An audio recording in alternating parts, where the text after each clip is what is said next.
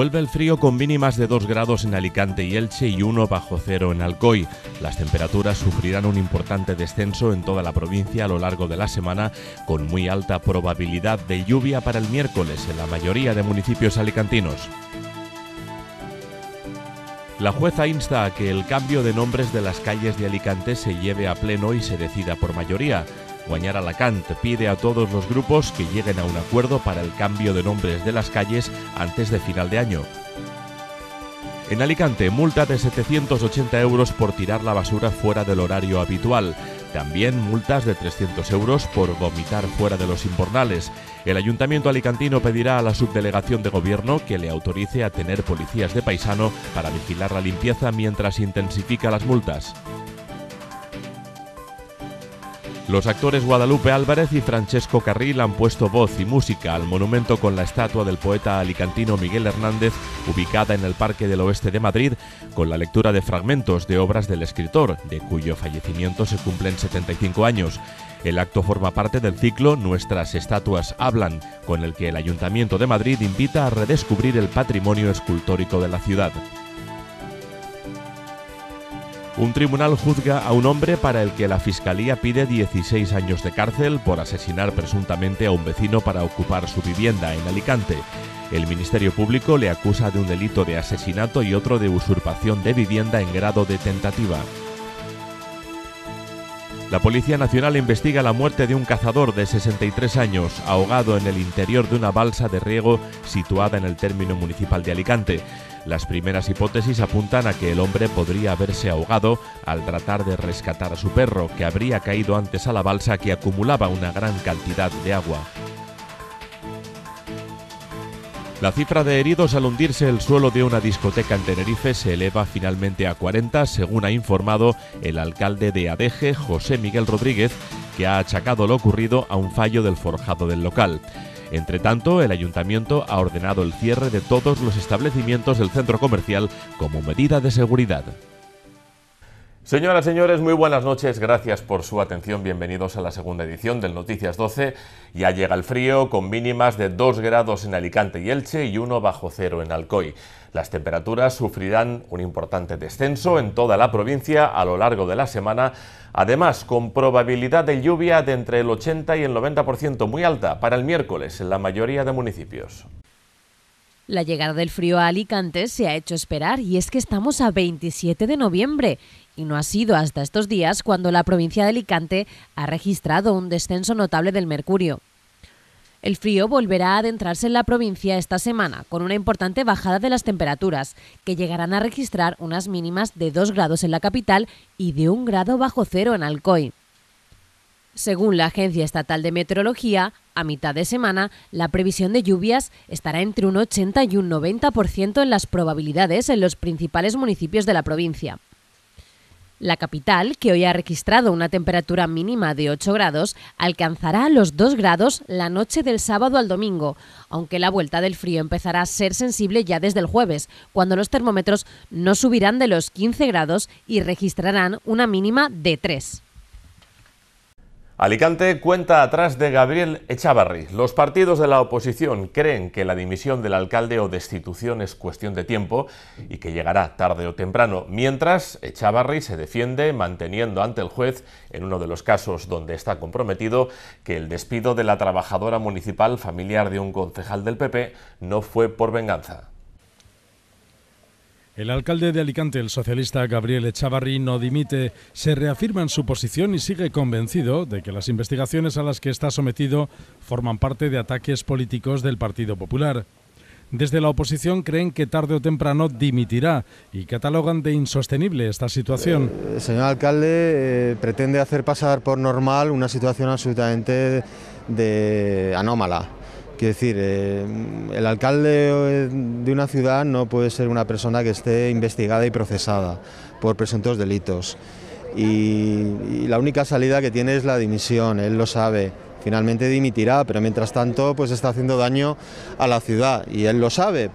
Lo triste es que, bueno, es que se anteponga intereses personalistas a los intereses de la ciudad. Y hasta que dimita, pues Alicante vuelve a estar en el mapa nacional por tener un alcalde pues procesado o investigado. La portavoz adjunta del Partido Popular cree suficientemente probado que se trató de un despido por venganza, al haber sido denunciado por el asunto de las facturas presuntamente fraccionadas. Nosotros entendemos que sí, ya que evidentemente no ha habido más despidos, ha sido el único despido. Nos alegramos de que se haya sentado con los representantes de este sector de los trabajadores, pero yo creo que eso lo tenía que haber hecho antes de haber despedido a esta funcionaria. Por eso entendemos que puede ser posiblemente por una revancha política, y creo que ese abuso de poder no se debe dar en una administración pública. El alcalde de Alicante insiste en que el despido de la interina era lo que debía hacer y no reconoce ningún episodio de venganza en su proceder. Que volvemos a insistir en el que se toma una decisión avalada por dos técnicos de recursos humanos, ratificada por una letra del ayuntamiento diciendo que había una situación de fraude de ley y por tanto pues es una decisión conforme a derecho, conforme a ley, y desde ese punto pues bueno, pues a ver lo que se decide.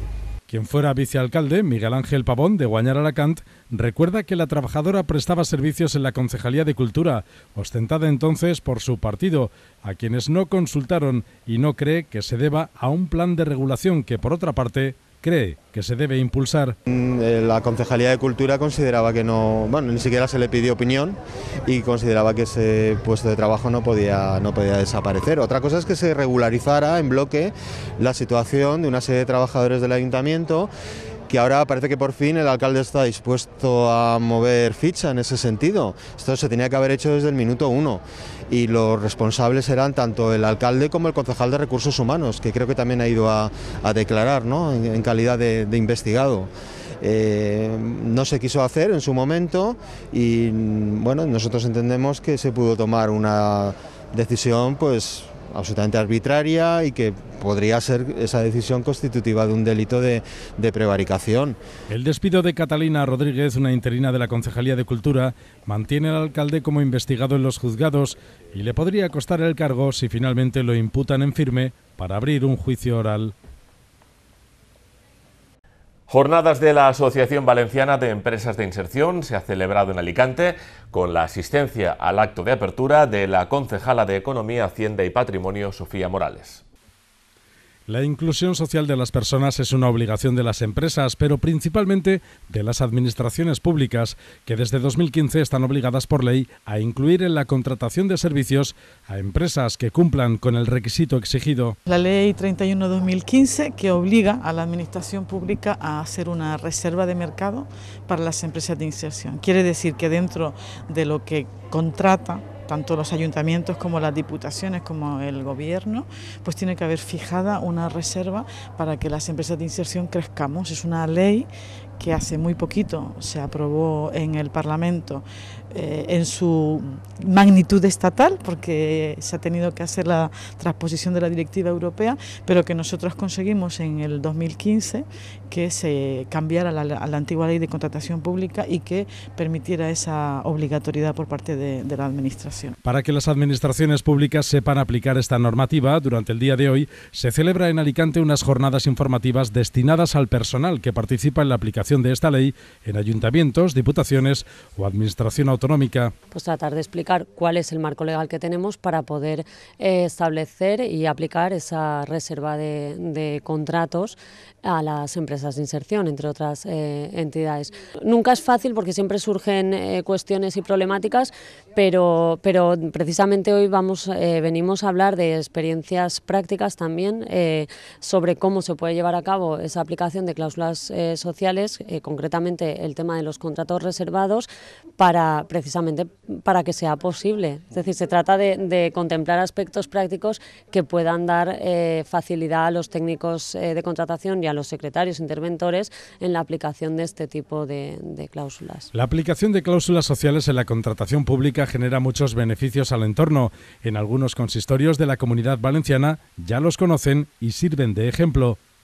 Se pueden aplicar cláusulas sociales y es una herramienta fantástica. Yo soy una decidida, animadora a aplicar este tipo de herramientas y sobre todo porque se puede aplicar en muchas fases de la contratación, como criterio de selección de contratistas, como solvencia técnica y también como condición especial de ejecución. Y muy importante, y es el objeto de la jornada de hoy, como reserva para las empresas de inserción, que hacen una labor fantástica y que además ahora, con la ley de contratos que entrará en vigor en el mes de marzo, es obligatoria la inclusión de cláusulas sociales, con lo cual tenemos ya no solamente una oportunidad, sino una obligación. Pues las empresas de inserción hacen una labor fundamental. Es una labor que yo creo que no se valora lo suficiente, que requeriría una mayor publicitación de toda su actividad, una mayor, unas bases de datos accesibles donde pudiéramos contar con todas las empresas de inserción, conocer todas las que hay en un determinado territorio, las actividades que realizan, quitar el miedo a encargar a las empresas de inserción, porque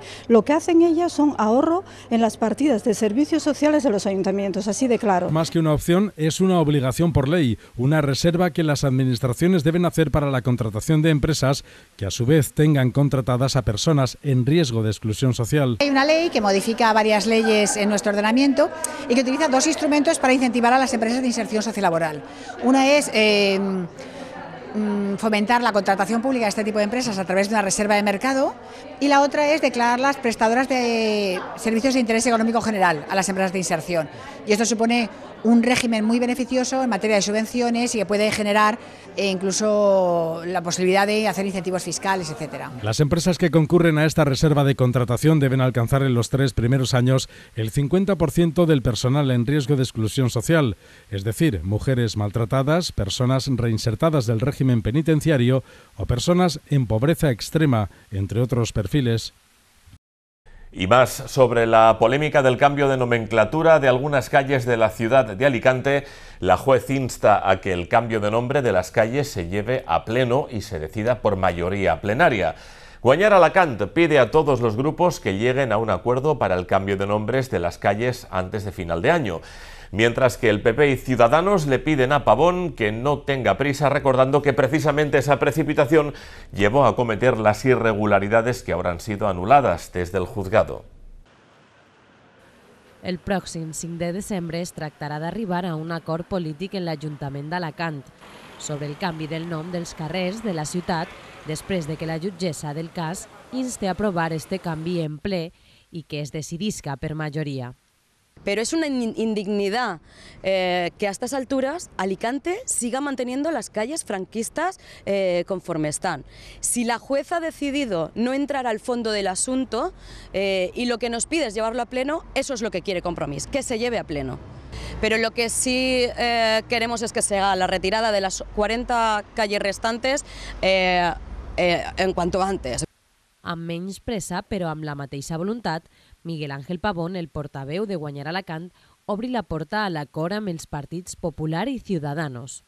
Pero sí, estamos dispuestos a hablar al respecto y intentar que la mayor cantidad de denominaciones se puedan eliminar. Esperamos que el Partido Popular y Ciudadanos no vuelvan a torpedear una propuesta en ese sentido. Des de Ciudadanos es fa una crida a la calma per a no cometre errors com els que es van succeir en el passat. Yo creo que lo necesario en cuanto a la memoria histórica es que podamos llegar todos a un consenso y hacer los trabajos bien hechos. El anterior equipo de gobierno no fue capaz de hacer un trabajo como es debido. El cambio de nombres es un tema muy sensible en el que teníamos que haber llegado a un consenso todos. Lo han hecho deprisa y corriendo, parece que Compromís ahora mantiene esa prisa cuando lo que importa ahora es hacer las cosas bien hechas. El Partit Popular també parla de tranquilitat. Creo que no es de tener talla política y menos si estamos hablando del representante máximo de una ciudad como es el alcalde de Alicante. ¿Por eso ha sido una revancha? Nosotros entendemos que sí, ya que evidentemente no ha habido más despidos, ha sido el único despido. Nos alegramos de que se haya sentado con los representantes de este sector de los trabajadores. La sentència judicial, que no entrava en el fons, sinó en la forma, recorda que la llei de memòria històrica advoca per la reconciliació, la concòrdia i el respecte del pluralisme i que ha d'estar allunyada de les revenges ideològiques. El colectivo animalista de Alicante ha escenificado una performance contra el uso de las pieles de los animales y las actividades de la industria de la piel. Se ha tratado de una concentración convocada por CAPA, el colectivo animalista de la provincia de Alicante, y la plataforma de animalistas independientes. Han contado también con la colaboración de otras muchas asociaciones que luchan por los derechos de los animales, como Alicante será su voz, Animals Feel, Asociación Alma, Hondón de las Nieves, Dignidad Animal, Mufasa Asociación Animalista, Pepa y Podemos Animalista Alicante. Seguimos en Alicante, multa de 780 € por tirar la basura fuera del horario habitual, del horario reglado para ello, cosa que provoca molestias durante el resto de la jornada a los vecinos. También multas de 300 € por vomitar fuera de los invernales.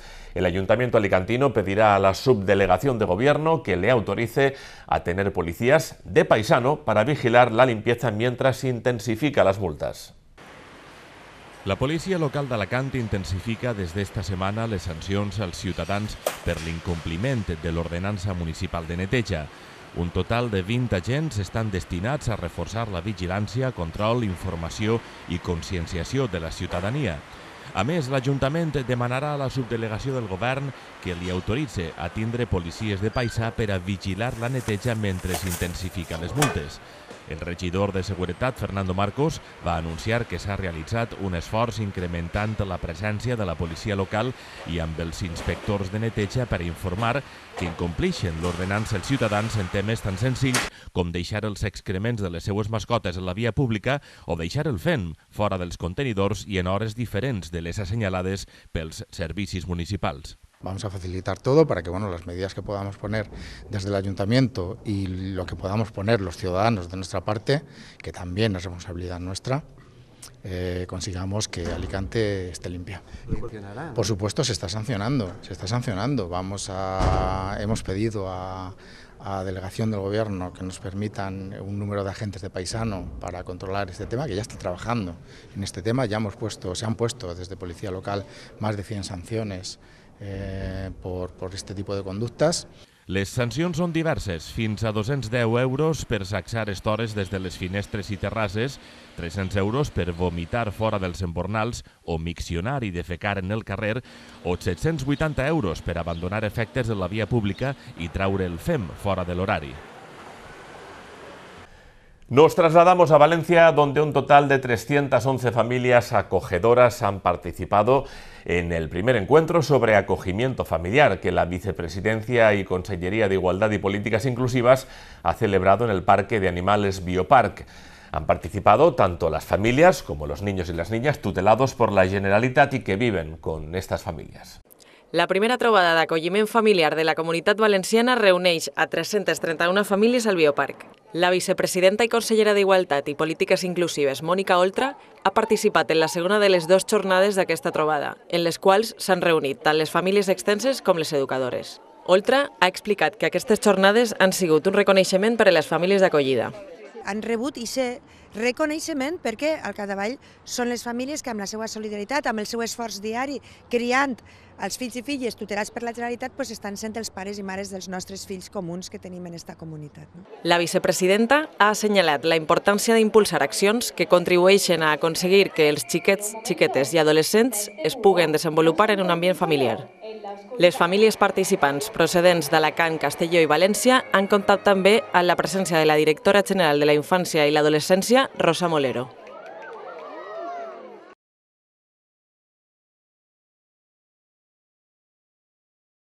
El notable aumento de casos de la enfermedad meningocócica en España pone en aviso a la comunidad sanitaria.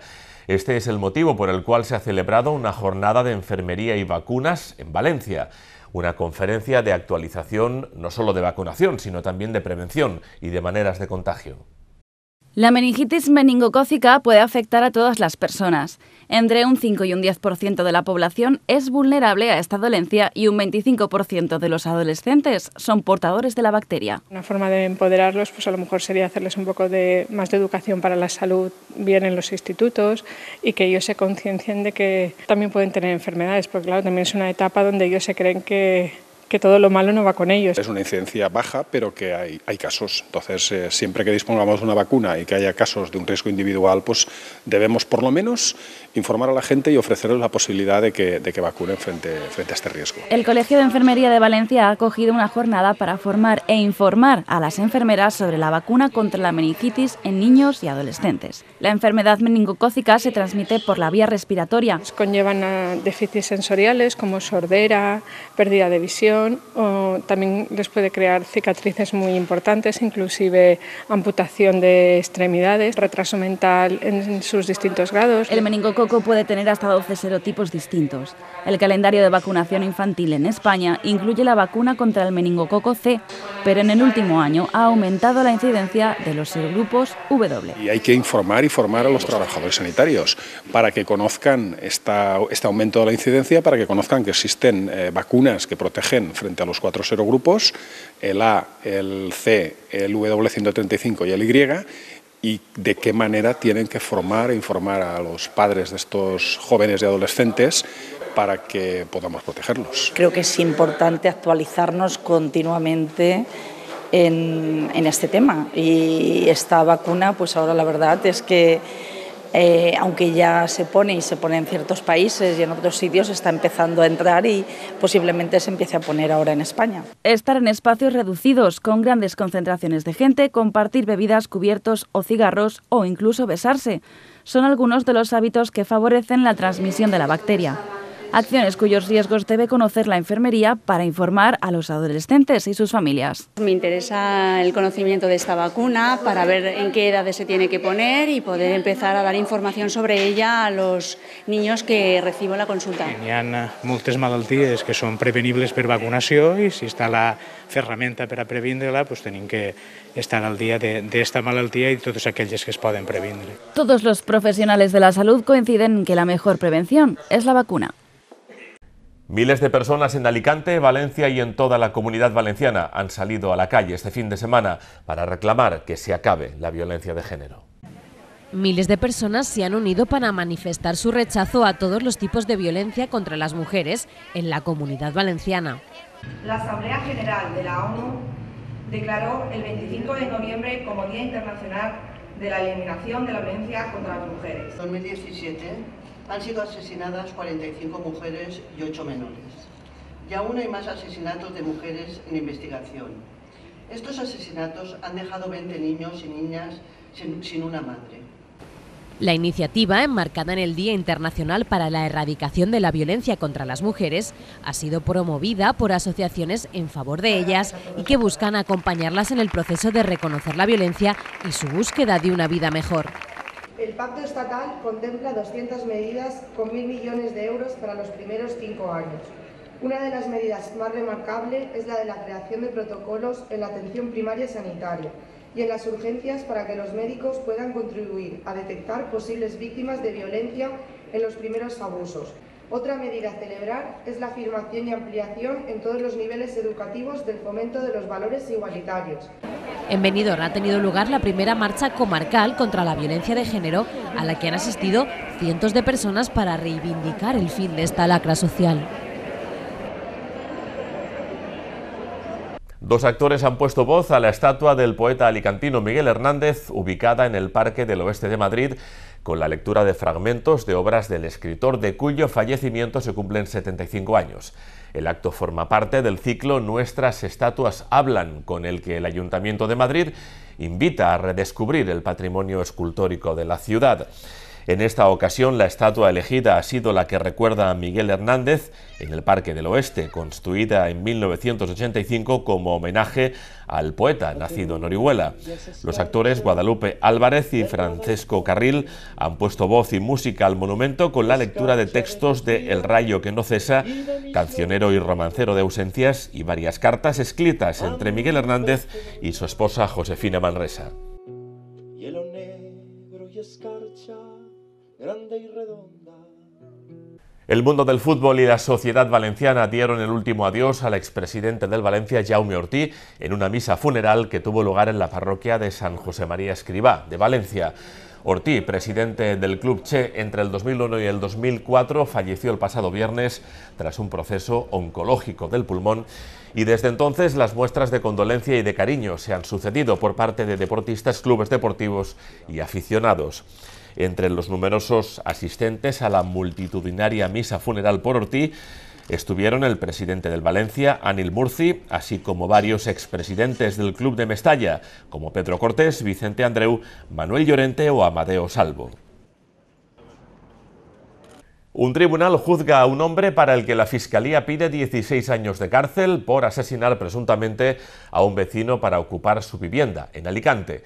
El Ministerio Público le acusa de un delito de asesinato y otro de usurpación de vivienda en grado de tentativa. Los hechos se remontan a noviembre de 2015. En esa época el acusado y su pareja iban a ser desahuciados de la vivienda que ambos habían ocupado de forma ilegal en otra planta del mismo edificio, en el número 6 de la calle Topacio de Alicante. La compañera sentimental del sospechoso también llegó a ser investigada por el crimen, pero fue exculpada durante la instrucción de la causa y comparece ahora como testigo en la vista oral, que ha comenzado esta mañana y durará hasta el viernes próximo en la sección tercera de la Audiencia de Alicante. La Fiscalía pide inicialmente 16 años de cárcel para un hombre por asesinar presuntamente a un vecino de 70 años para ocupar su vivienda en Alicante.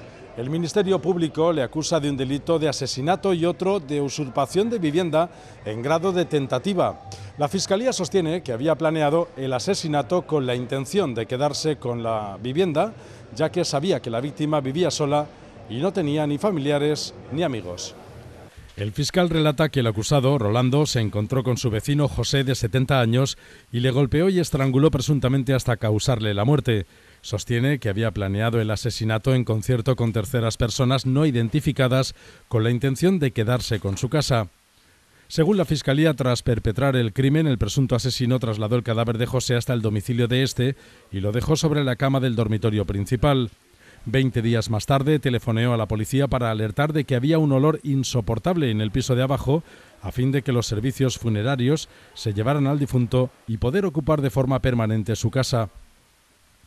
El procesado sabía que nadie reclamaría la propiedad del inmueble. Rolando fue detenido 2 días después del hallazgo del cadáver y los agentes encontraron en su poder tanto las llaves de la casa de la víctima como algunas piezas de una vajilla pertenecientes también a la víctima.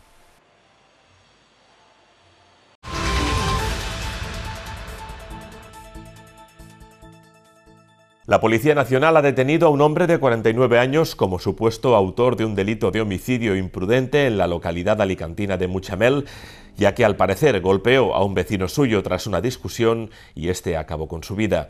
La detención se produjo hace 3 días, los hechos ocurrieron la noche del día 21 de noviembre, cuando el detenido paseaba con el perro, momento en el cual se enzarzó en una discusión con la víctima, un vecino suyo. El altercado se convirtió en una reyerta y el arrestado golpeó con fuerza a la víctima, que se desplomó, inmediatamente falleciendo a las pocas horas.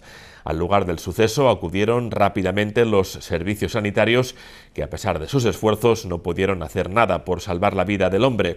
Junto a la víctima estaba su hermano, quien presenció la agresión y alertó a los servicios de urgencia.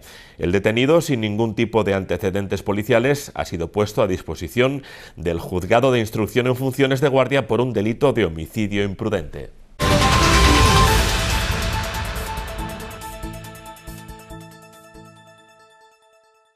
La Policía Nacional investiga la muerte de un cazador de 63 años ahogado en el interior de una balsa de riego situada en el término municipal de Alicante. Las primeras hipótesis apuntan a que el hombre podría haberse ahogado al tratar de rescatar a su perro, que habría caído antes a la balsa, que acumulaba una gran cantidad de agua. La unidad de buceo de los bomberos de Alicante acudía a sacar el cuerpo sin vida de la víctima después de que otros cazadores dieran la voz de alarma al hallar en la orilla su escopeta y el resto de sus enseres. Y en el capítulo deportivo, el Mafre español vence en la segunda etapa y se coloca líder de la prueba. Hablamos naturalmente de la Volvo Ocean Race. El barco español se colocó líder definitivo de la etapa tras haberlo hecho en otros tramos anteriores. El equipo español Mapfre, patroneado por Xavi Fernández, se impuso en la segunda etapa de la Volvo Ocean Race entre Lisboa y Ciudad del Cabo. El barco español se colocó líder definitivo de la etapa, tras haberlo hecho en otros tramos anteriores, el pasado sábado a las 3 de la tarde, hora española. Xavi Fernández ha señalado que es... Hemos abierto el Noticias 12 con esta información, ya es notable y evidente la acusada bajada de las temperaturas. Vamos a ver qué nos dice Isabel Ejido en la previsión meteorológica para las próximas horas.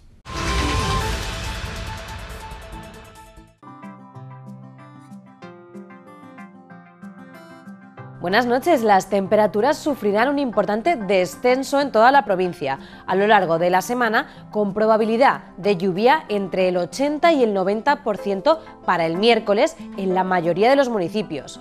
Mañana la capital alicantina amanecerá con cielos cubiertos, pero sin posibilidad de lluvia de momento. Eso sí, el descenso de las temperaturas todavía no será tan notable y las mínimas alcanzarán los 9 grados y las máximas no superarán los 18.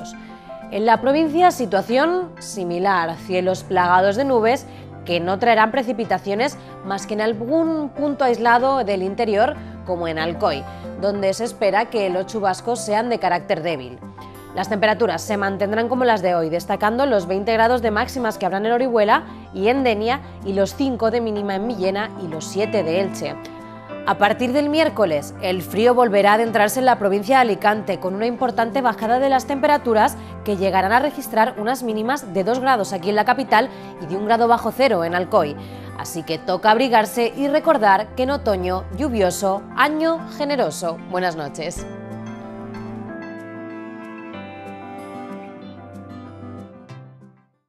Repasamos en el sumario algunas de las informaciones más destacadas que les hemos contado hasta el momento en el Noticias 12. Vuelve el frío con mínimas de 2 grados en Alicante y Elche y 1 bajo cero en Alcoy. Las temperaturas sufrirán un importante descenso en toda la provincia a lo largo de la semana, con muy alta probabilidad de lluvia para el miércoles en la mayoría de municipios alicantinos. La jueza insta a que el cambio de nombres de las calles de Alicante se lleve a pleno y se decida por mayoría. Guanyar Alacant pide a todos los grupos que lleguen a un acuerdo para el cambio de nombres de las calles antes de final de año. En Alicante, multa de 780 euros por tirar la basura fuera del horario habitual. También multas de 300 euros por vomitar fuera de los invernales. El Ayuntamiento alicantino pedirá a la Subdelegación de Gobierno que le autorice a tener policías de paisano para vigilar la limpieza mientras intensifica las multas.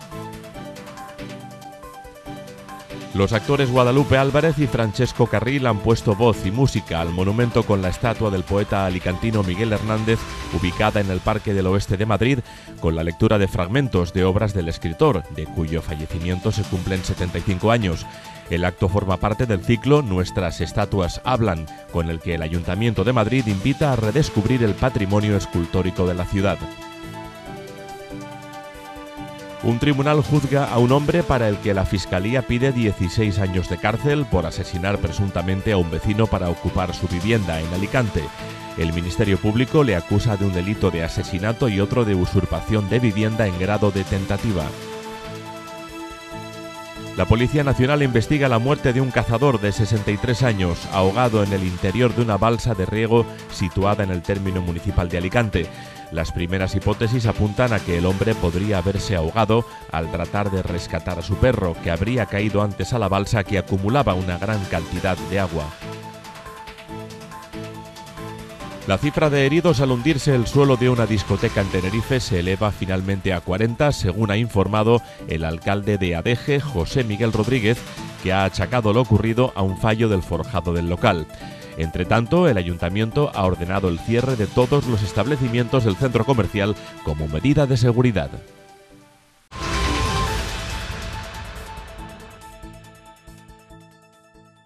Y en clave nacional, las encuestas apuntan que las fuerzas independentistas podrían perder la mayoría absoluta en la región de Cataluña a pocas semanas para las elecciones autonómicas del 21 de diciembre. Las fuerzas independentistas podrían perder la mayoría absoluta en las elecciones del 21 de diciembre, según se desprende de 2 encuestas publicadas a menos de un mes de la cita electoral. Según el sondeo de Metroscopia para El País, Esquerra Republicana de Cataluña ganaría con un 26,5% de los votos, seguida muy de cerca por Ciudadanos, que obtendría un 25,3%. El PSC sería tercero con un 14,9%, por delante de Junts per Catalunya con un 13,6%. Catalunya en Comú Podem obtendría el 6,7%, la CUP el 5,9% y el PP el 5,8%. Ambos bloques, independentista y constitucionalista, obtendrían un 46% de los votos, lo que dejaría a los comunes el papel de árbitro. El líder político mejor valorado según esta encuesta es Oriol Junqueras, seguido de Carles Puigdemont y Marta Rovira. La encuesta de NC Report para La Razón también da como ganador de los comicios a Esquerra Republicana de Cataluña con un 24,1% de los votos, que sumados a los de Junts per Catalunya y la CUP alcanzarían los 66 escaños, quedando a 2 de la mayoría absoluta. Este sondeo también sitúa a Ciudadanos en segunda posición con un 20,9%, seguida del PSC con un 14,7%. Junts per Cat obtendría un 13,6%, el PP un 9,3%, Catalunya en Comú Podem un 8,4% y la CUP un 5,7%. Según esta encuesta, PP, PSOE y Ciudadanos obtendrían el 44,9% frente al 43,4% de ERC, Junts per Cat y la CUP. La vicesecretaria de Estudios y Programas del PP y candidata número 2 del Partido Popular por Barcelona, Andrea Levy, afirma que el expresidente Carles Puigdemont está exportando lo peor del nacionalismo al corazón de la Unión Europea. Levy ha replicado de esta manera a la propuesta del cesado presidente para que los catalanes voten si quieren seguir en la Unión Europea.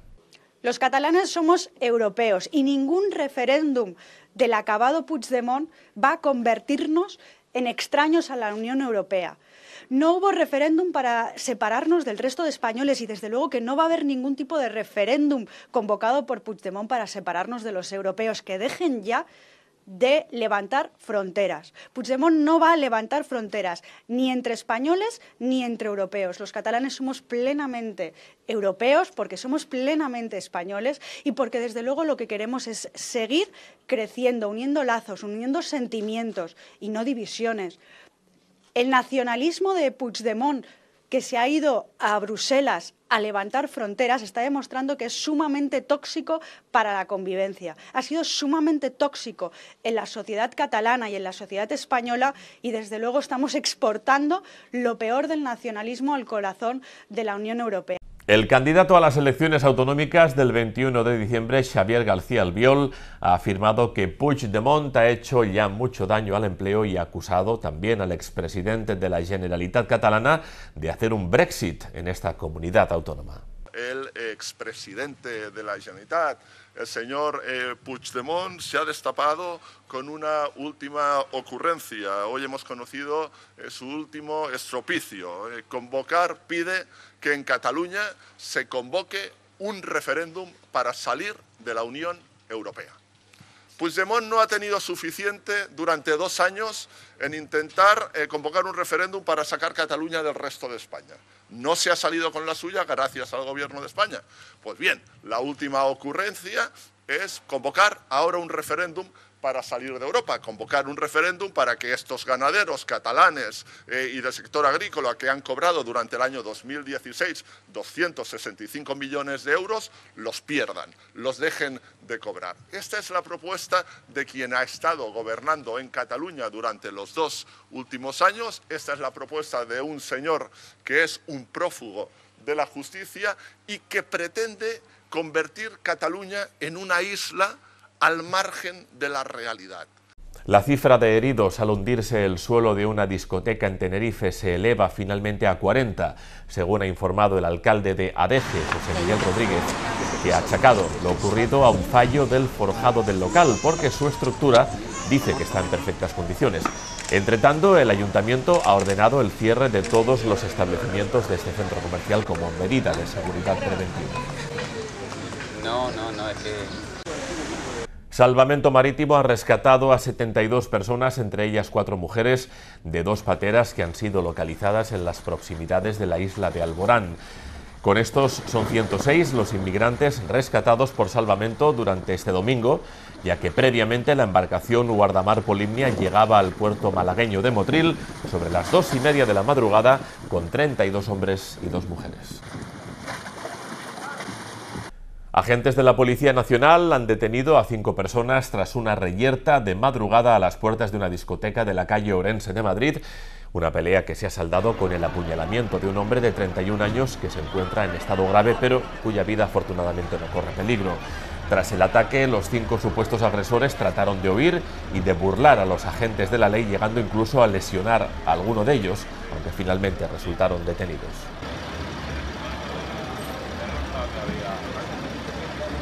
La policía ha detenido a uno de los 5 presuntos atracadores que asaltaron en diciembre del 2015 una joyería situada en un centro comercial de Barcelona.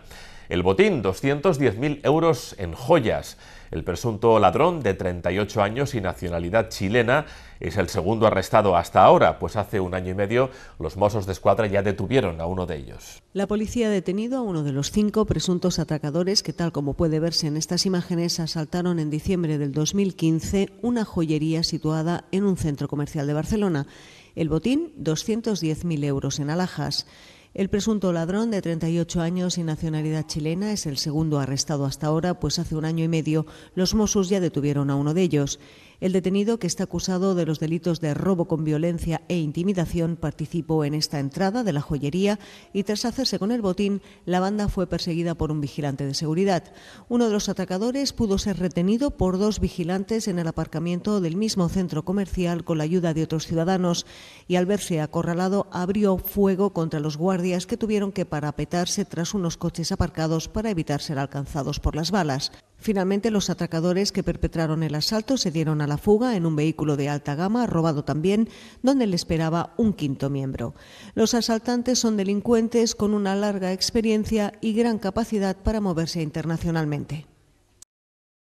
Construido en 1920 por la casa francesa Moutin Cavallé Coll, considerada la más importante del mundo, el órgano de la Catedral Católica de Túnez es el más grande y el único en servicio del norte de África. Instalado e inaugurado 3 años después, en época del protectorado francés, desde entonces ha sufrido varias restauraciones, víctima del tiempo, pero también de la humedad de la capital tunecina, asomada al Mediterráneo. La última restauración ha permitido cambiar 8 de sus fuelles. Construido en 1920 por la casa francesa Moutin Cavallé Coll, considerada la más importante del mundo, el órgano de la Catedral Católica de Túnez es el más grande y el único en servicio del norte de África. Instalado e inaugurado 3 años después, en época del protectorado francés, desde entonces ha sufrido varias restauraciones, víctima del tiempo, pero también de la humedad de la capital tunecina. La última ha permitido cambiar 8 de sus fuelles e insuflar un aire nuevo que el concertista valenciano Juan de la Rubia, organista principal de la Sagrada Familia de Barcelona, convirtió este sábado en un arcoíris de fantasía espiritual. Invitado por la Embajada de España y el Instituto Cervantes en Túnez, de la Rubia estrenó los nuevos fuelles en un templo abarrotado que disfrutó con la música medieval de Antonio de Cabezón y del clasicismo intimista del Padre Soler y Juan Sebastián Bach. De la Rubia, que ha tocado en lugares tan reputados como las catedrales de Leipzig, Berlín o Moscú, además del Teatro Mariinsky y la Filarmónica de San Petersburgo, fue el elegido para comprobar la fiabilidad de los nuevos muelles creados por el restaurador francés Bernard Collet. La obra ha supuesto un desembolso de más de 12.000 euros y varios meses de trabajo para la creación de fuelles nuevos de cuero, con el objetivo de evitar el principal enemigo de este instrumento centenario, el alto grado de humedad que sufre Túnez. La 40ª edición del Maratón de San Sebastián cuenta con nuevo recorrido y entre sus favoritos corren varios kenianos, entre ellos el ganador de la pasada edición, José Kiprono Maillo, y la histórica corredora del maratón, Ana Isabel Alonso, que recibirá un homenaje y participará de la prueba. Cifras de récord para la Maratón Donostiarra, más de 3.200 participantes de 47 países diferentes. Solo un día después del alumbrado navideño y de las compras compulsivas del Black Friday, Jamiroquai ha logrado concentrar en la capital española a una gran parroquia de acólitos del funk y del acid jazz. a los que de verdad les ha encendido las luces con un show brillante y ajeno a las rebajas. Llenazo absoluto en el Winthrop Center, 15.500 personas, según la organización, en su única parada en España.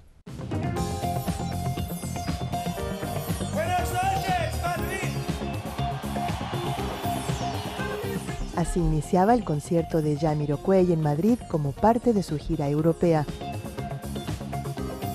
Tras 7 años de ausencia de los escenarios y 9 desde su última actuación en la capital española, el músico británico encendió con su estética intergaláctica el Withing Center.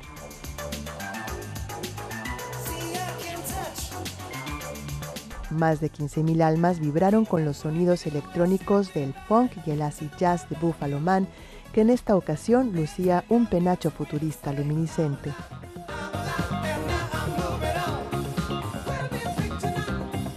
El público madrileño ha estado de suerte, ya que hace unos días Jamiroquai tuvo que interrumpir su actuación en Múnich a consecuencia de un catarro, algo que avivó los temores del inicio de la gira cuando se suspendieron conciertos por los dolores de espalda del artista.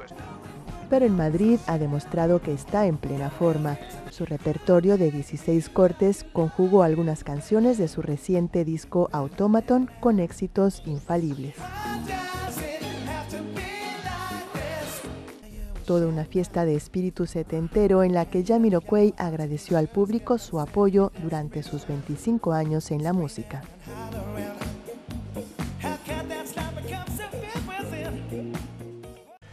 Y terminamos hasta la próxima cita con la información. Ya será mañana la primera edición del Noticias 12, recuerden, a las 2:30 de la tarde.